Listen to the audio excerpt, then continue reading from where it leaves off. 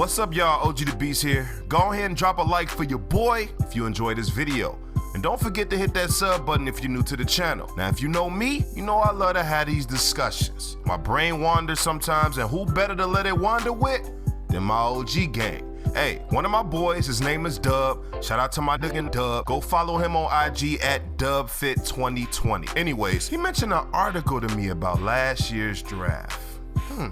Let's talk about it. Go ahead and drop my intro. It's killer raps, we got the hottest staff. In 03, I made a dynasty like Robert Kraft. Every year, the NBA has the biggest crapshoot of the season. It's called the draft. Some teams could care less about the draft, either because there's no reason to look forward to it, player-wise, of course, or they're in heavy contention to compete for a title the following season. Nothing against the draft, but if that's your situation as an organization, there's probably nothing a rookie could do to help you out. Let's be real talk. But there's those other teams that look forward to this day. Teams that depend on where these dice fall. One decision on this night can change your franchise for years to come. And through the years, we've seen this very thing happen multiple times, y'all. I mean, look, Bird and Magic in 1980, Hakeem and Jordan in 84, Iverson and Kobe in 96, LeBron and Wade in 03, the list goes on. But as I take a look at this 2018 draft class, I realize something.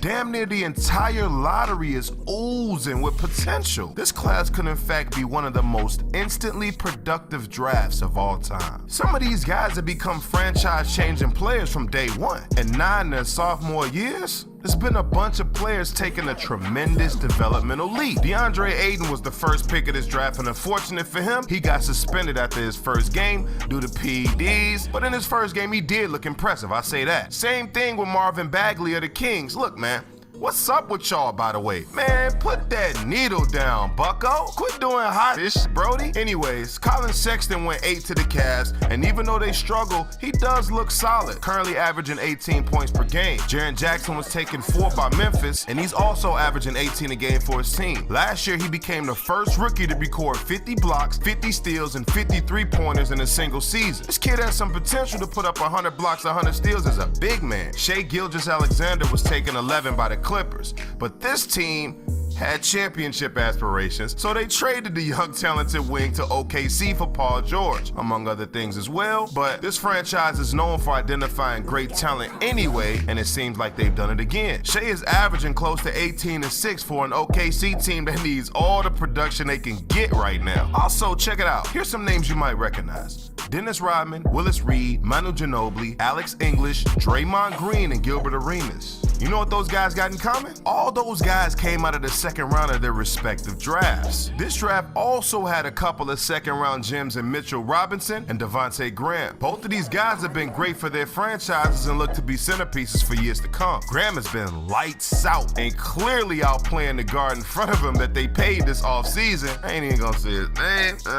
But he's currently averaging 19 points and 8 assists. At first, he was coming off the bench, now he's starting, man. Look out for that kid. And Robinson has been a staple on defense, averaging over 2 blocks a game. I love to see what he can do when the Knicks finally decide to play this kid for 30 minutes or more. But while we doing all this talking, there's something I'm missing from this draft. The main reason we even sitting here talking about this draft right here, right now, is because of the 3rd pick and the 5th pick. With the 3rd pick in the 2018 NBA Draft, the Atlanta Hawks select LUKA Doncic from Ljubljana, Slovenia, and Real Madrid. With the 5th pick in the 2018 NBA Draft, the Dallas Mavericks select TRAE Young from the University of Oklahoma. Atlanta and Dallas decided to swap players in this draft to make the trade of the night. Hell, to make the trade of the decade. LUKA Doncic for TRAE Young. Now this trade will be remembered forever.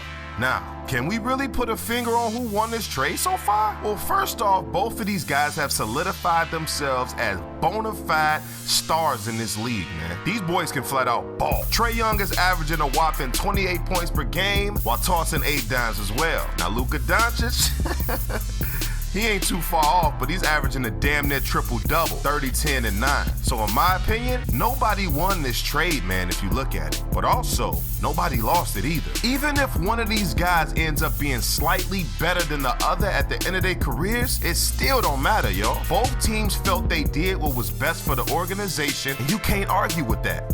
Example, let me ask y'all a rhetorical question right quick, all right? Who's better, Jordan or Hakeem Olajuwon? Jordan, right? No question. But does that make the pick that the Rockets made in 1984 by selecting Hakeem first overall over Michael Jordan stupid? Hell no, because that's what they needed. And Hakeem ended up being a top 10 player of all time. So you can't blame them for that pick, right? And we all know how Jordan ended up. Plus they got 2 rings out the deal. So essentially you can say it worked out for both sides. Hell, as a Bulls fan, glad they didn't take Mike, but that's another story. But this is what this kind of reminds me of, yo. So no matter how this turns out for the Mavs or the Hawks, both of these franchises got game-changing talent on their roster for years to come. In 10 or so years, we gonna be calling this draft one of the greatest of all time. Watch what I tell you. Well, anyways, that's pretty much all I got for you guys. Please leave a like if you enjoyed this video. Also subscribe to the channel if you love sports the way that I do. Man, I love seeing these young players flourish. It's a step in the right direction for the NBA, and it's a step in the right direction for the fans. The last thing you need is what happened back in the 1970s to happen again. Bird and Magic had to say that in the 1980s. So shout out to these young cats, man. Shout out to these cats out there doing their thing on Instagram. I'm seeing all these posts, college, high school, AAU, whatever it is. Keep balling, y'all. I love to see it, and I'll always be watching. It's been a doozy, y'all, and as always, OG out.